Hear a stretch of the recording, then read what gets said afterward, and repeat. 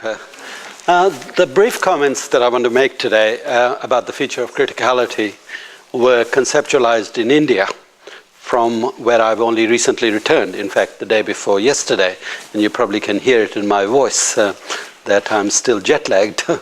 I was in India for 3 weeks to conduct field work on a research project which explores the ways in which elite schools in the British public school tradition are negotiating the challenges and opportunities with globalization.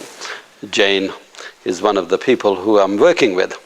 While in India, I met an old friend of mine, a noted scholar of Islamic education. His name is Professor Irfan Habib, well known in India and elsewhere. Irfan has just completed a book titled Jihad, which is a term that you're probably familiar with, or It's Jihad, I-J-T-I-H-A-D. The book suggests that within the Islamic tradition, there is a tension between the concept of jihad, which means struggle that is located within and for a community, which is often called ummah, and the concept of ijtihad, which implies an individual struggle, a struggle of an individual to make sense of how best to live a good life.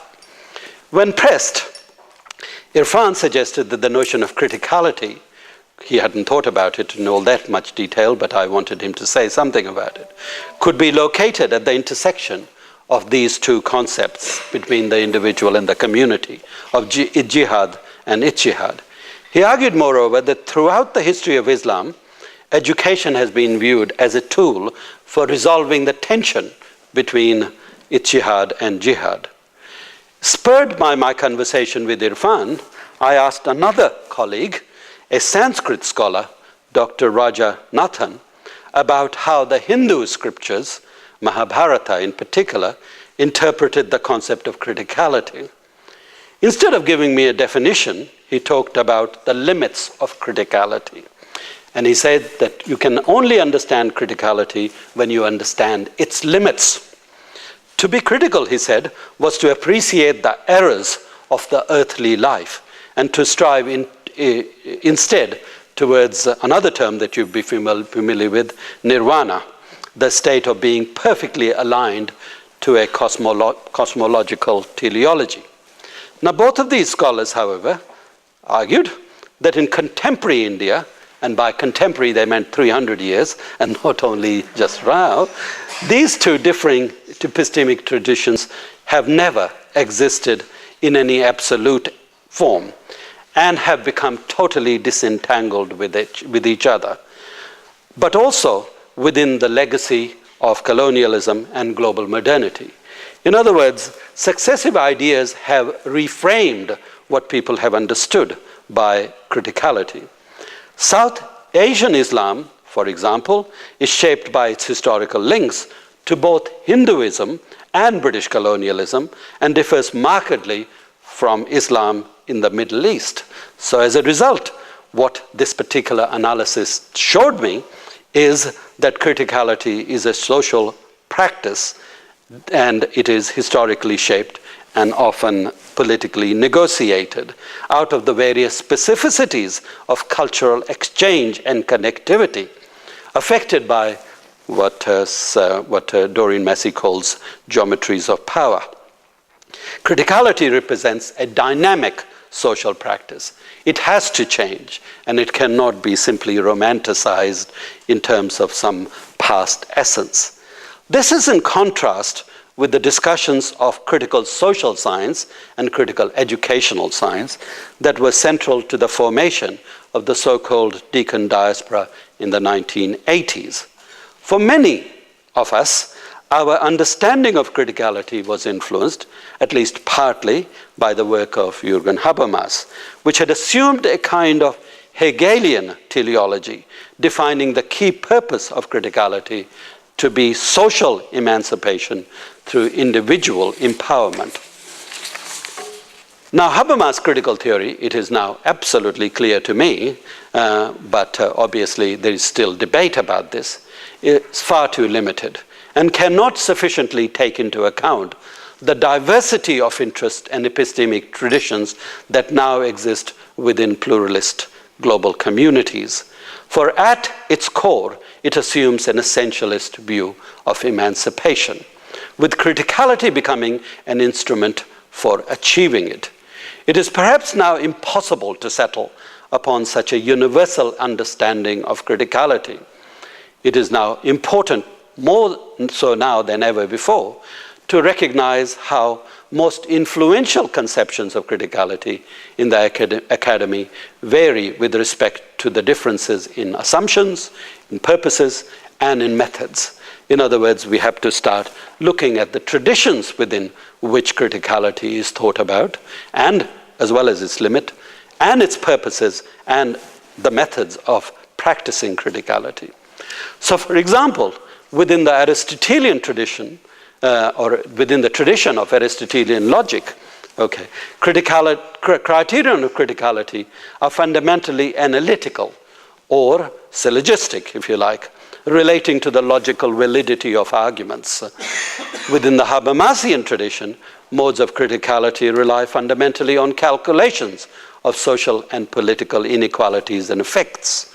Critique means identifying and criticizing the structures of an oppressive society or oppressive institutions, and seeing in the way forward a process of social and personal transformation that can reverse the current order of things, unequal as they indeed are.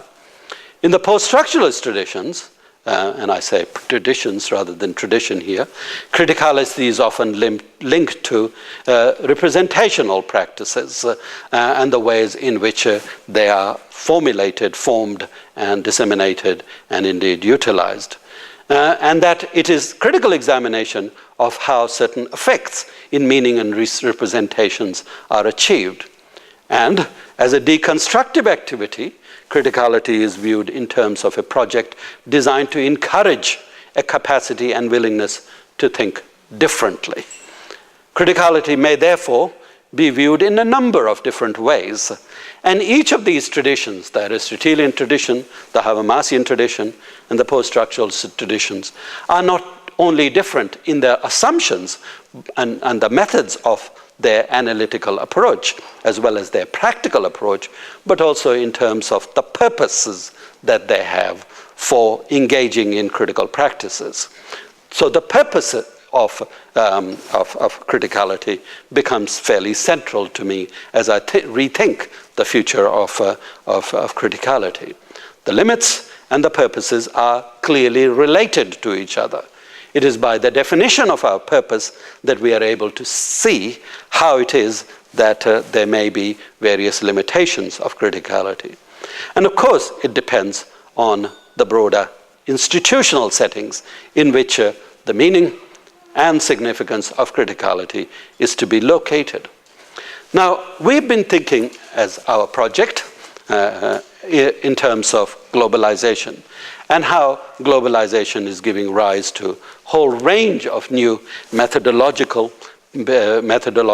possibilities and imaginaries.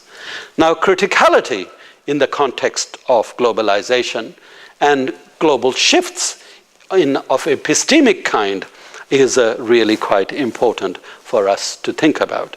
As cultures interact with each other, as they become interconnected, interlocked, and intertwined, then the essences of cultures can no longer be assumed, but have to be interpreted at the borders of those interconnections and interlockings and intertwines. In other words, we need a conversation in which we think about criticality as a global project which necessarily involves all kinds of tensions and all kinds of intersections at which we must understand criticality. Now, criticality viewed from perspectives of Islam or Hinduism or Western modernism or Western modernity differ markedly, but not, I want to insist, as a set of discrete traditions, but necessarily linked to each other. In other words, to understand Hinduism, as my Sanskrit scholar pointed out, can no longer be done without understanding the history of colonialisms from his perspective, both Islamic colonialism and British colonialism. From the point of view of the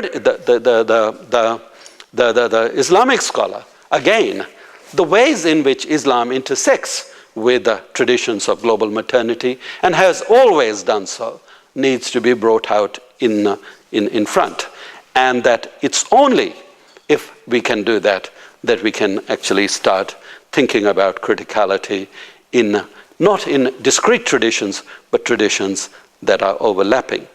If this is so, then the future of criticality depends on the extent to which we are able to interpret and negotiate differences and intersections and these overlappings across and within different traditions, as well as differences in institutional settings and the purposes to which criticality is put.